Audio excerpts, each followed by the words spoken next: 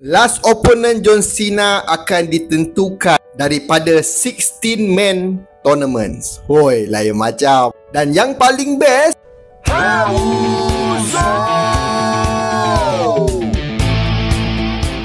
siapa yang layan Saturday Night Main Event hari Ahad hari tu semalam lah.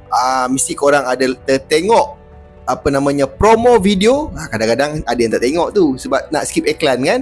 Ada satu video promo daripada John Cena yang di mana dekat Raw minggu satu lagi 10 hari bulan November akan ada satu tournament yang di mana siapa yang menang tournament itu akan berjumpa dengan John Cena dan akan menjadi last opponent untuk John Cena di DC Washington 13 Disember nanti dekat Saturday Night Main Event. Tournament apa ni? Macam mana ni? Ni nak sembang ni. 10 November akan berlaku Raw di Boston yang di mana tempat John Cena, dan John Cena pun akan muncul dan dekat situlah John Cena akan men-announce tournament dia.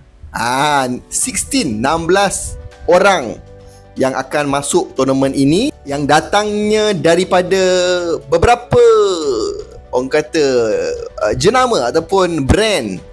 Boleh jadi Raw, daripada SmackDown, NXT, yang paling best mungkin bukan wrestler WWE pun boleh join tournament ni. Wah, lain macam. So pemenang tournament tu akan jadi last opponent John Cena dekat Washington DC di Saturday Night Main Event 13 Disember. So tournament ni menjadi naratif yang hebat lah untuk pengakhiran John Cena ni. Dia bukan siapa yang akan terakhir lawan dengan John Cena, tetapi siapa yang berhak sebenarnya menjadi last opponent John Cena. Satu lagi pun mungkin dia nak buka peluang untuk new roster, mungkin macam yang tengah nak naik sekarang, Obafemi, Trick William, Ricky Sane, ataupun ada lagi beberapa wrestler yang baru debut dekat Raw ataupun SmackDown yang akan lawan dengan John Cena. Dan satu lagi, mungkin pertama kalinya WWE akan memberi peluang dekat wrestler luar, jenama luar sana,